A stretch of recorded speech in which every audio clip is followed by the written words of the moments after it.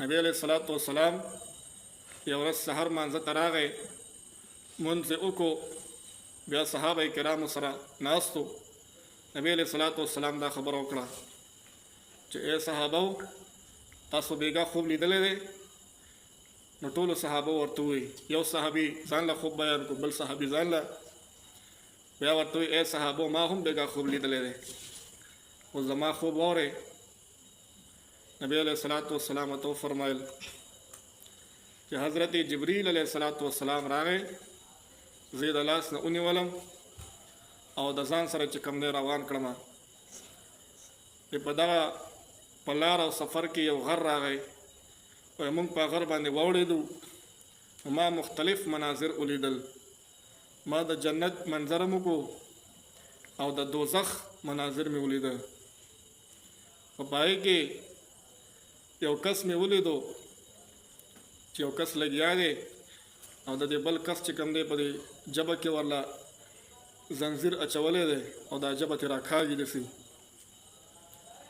مخکې لاړم، ما په دغه ټایم کې تپوس وکړو چې دا څوک دي؟ ما ته وایي چې راځه مخکې. چې لږ مخکې لاړم، بل کس مې ولیدو چې یو کس را لګیا دی، یو سیخ چې کوم دی ګرمۍ او د دې بل کس چې کوم دی په دې ژبه کې دی، دی چغې وهي، خو هغه چې په دې ژبه کې ورته کېږي یو څو منټه پس بیا لاړ چې دا سیخ ګرم کړي په اور باندې راشي، په دې ژبه ورته بیا کېږي.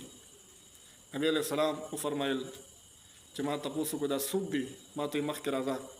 مخکې لاړم، بهرحال مختلف مناظر یې لیدلي دي چې کم یو په ګناه باندې انسان ته کم عذاب ملاوېدو هغه ټول یې لیدلي وو. خو بهرحال بیا په آخره کې چې کوم دی د ټول مناظرو هغه جواب ورته ورکړی دی چې تا پلانکي ځای کې کس لیدلی و، دغه دا ګناه وه.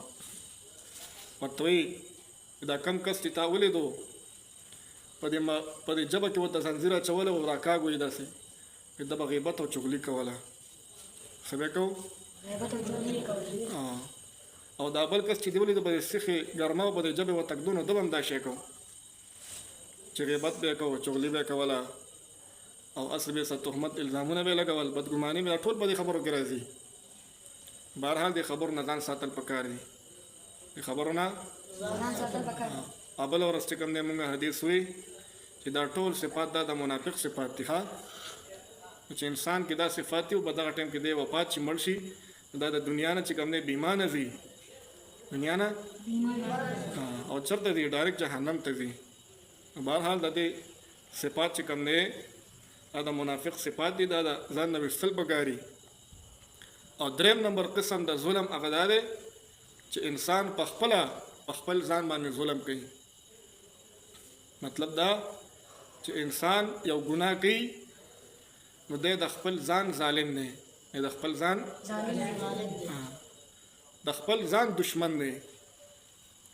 ځکه دته ښه پته ده چې دا ګناه زه کومه، د دې بدل به ماته میلاویږي، د دې بدل به تاسو سموي چې انسان ښه عمل کوي که بد عمل کوي، د دې جواب به او د دې بدل به په آخرت کې ضرور میلاویږي. چې یو انسان په دنیا کې ګناه کوي نو دی په خپل ځان چې کوم دی څه دی؟ ظالم دی. همره ده نو د هر قسم چې کوم دی ظلم نه ځان ساتل پکار دي. تاسو ما مخکې ویلي چې ګناهونه ډېر زیات دي، خو د ټولو نه خطرناکه ګناه دا ده چې انسان ظلم کوي. او د ظلم چې کوم دی څومره اقسام دي دا مې بیان کړه، په دې باندې عمل پکار دی. صحیح ده؟